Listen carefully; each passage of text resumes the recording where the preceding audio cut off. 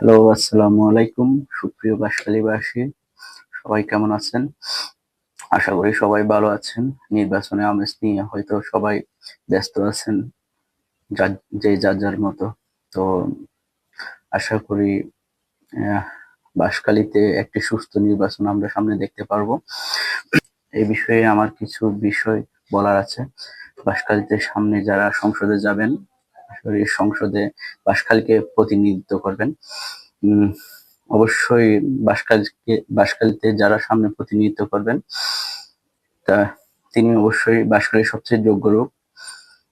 আমরা বাঁশখালীবাসী যাকে বিজয়ী করে সংসদে পাঠাই না কেন, তো আশা করি তিনি বাঁশখালীর জন্য মন প্রাণ দিয়ে কাজ করবেন। এ বিষয়ে আমার কিছু পার্সোনাল ওপিনিয়ন বলার আছে। তো সেক্ষেত্রে আমার সবচেয়ে মোস্ট ডিমান্ডেবল প্রায়োরিটি হচ্ছে বাঁশখালী হচ্ছে এমন একটি জায়গা, ভৌগোলিকভাবে এমন একটি জায়গায় অবস্থান করছে যেটি চট্টগ্রাম শহর থেকে খুব বেশি দূরে নয়। সেই ক্ষেত্রে আহ, আপনি আপনাদের একটা পটুকার দেখাচ্ছি। পটুকারটা দেখেন। আহ, কিছুদিন আগে শুনলাম পার্কিতে পর্যটন কেন্দ্রের জন্য আলাদাভাবে প্রায়োরিটি দেওয়া হচ্ছে। সেক্ষেত্রে বাঁশখালী অবহেলিত। এখানেও বাঁশখালী একটি আহ, বৈষম্যের শিকার। তো আমার প্রথম কথা হচ্ছে বাঁশখালীকে একটি পর্যটন কেন্দ্রিক উপজেলায় পরিণত করা। যিনি ক্ষমতায় আসুক না কেন, যিনি সামনে সংসদে যাক না কেন, তার থেকে যাতে আমরা এই আশাটি করতে পারি যে সামনে বাঁশখালীকে একটি পর্যটন কেন্দ্রিক একটা উপজেলায় পরিণত করে। তো বাঁশখালীর পর্যটন বিষয় নিয়ে আমি কয়েকটা কথা বলবো। যেমন কি ধরেন, আমাদের কি আছে বাঁশখালী বেলগাঁও চা বাগান, যেটা চাঁদপুরে অবস্থিত। আহ, যদি আমাদের যাতায়াত ব্যবস্থা উন্নত হয়, সেক্ষেত্রে এই বেলগাঁও চা বাগানটা হচ্ছে একটা সম্ভাবনাময়ী জায়গা, যেখানে আপনি আপনারা হয়তো ইউটিউবে বা সামাজিক যোগাযোগ মাধ্যমে সার্চ দিলে দেখতে পারবেন। বেলগাঁও চা বাগানটা হচ্ছে একটা সম্ভাবনাময়ী জায়গা, যেখানে প্রাকৃতিক অপার সৌন্দর্য বিরাজ করে। সমুদ্র সৈকত, এটা শুধু বাঁশখালীর নয়, বাংলাদেশের সেকেন্ড লার্জেস্ট সমুদ্র সৈকত। যে সমুদ্র সৈকতটি অবহেলার কারণে পিছনে পড়ে আছে। যাতায়াত ব্যবস্থা ভালো না।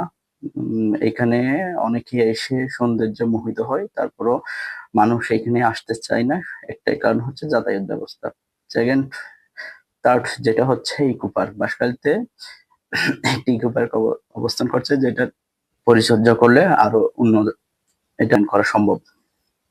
তো এছাড়াও বাঁশখালীতে দেখার মতো লবণ মাঠ, মিনি কাশ্মীর নামে একটা নতুন অনাবয়ী জায়গা উদ্ভব হয়েছে, যেটিতে পর্যটকদের অনেক ভিড় রয়েছে।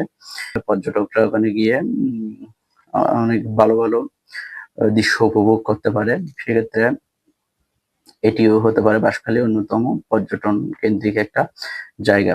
তো এইসব পর্যটন নিয়ে আমি বলতে চাচ্ছি এই কারণে যে আপনাদের হয়তো যার যার পার্সোনাল ইস্তেহার থাকতে পারে, নির্বাচনী ইস্তেহার। সেই ইস্তেহারে যাতে সবারই একটা কমন বিষয় থাকে যে বাঁশখালীকে একটি পর্যটন কেন্দ্রিক উপজেলায় পরিণত করা। অবশ্যই এখানে পর্যটনের জন্য স্পেশালি কিছু করতে হবে না। প্রকৃতি আমাদেরকে এমন একটি পর সৌন্দর্য দান করেছেন, যেখানে প্রকৃতি অটোমেটিক আমাদের বাঁশখালীকে সৌন্দর্য গড়ে তুলেছে। তো এটাই কথা। বা আগামী সংসদ নির্বাচন সুস্থ হোক, বাঁশখালীবাসী একটি দক্ষ সাংগঠনিক একটা দক্ষ এবং যিনি বাঁশখালীর জন্য কাজ করবেন এরকম একটি সংসদ সদস্য পাক, এই আশা করব। আশা করব সবাই গণভোটে হ্যাঁ দিবেন।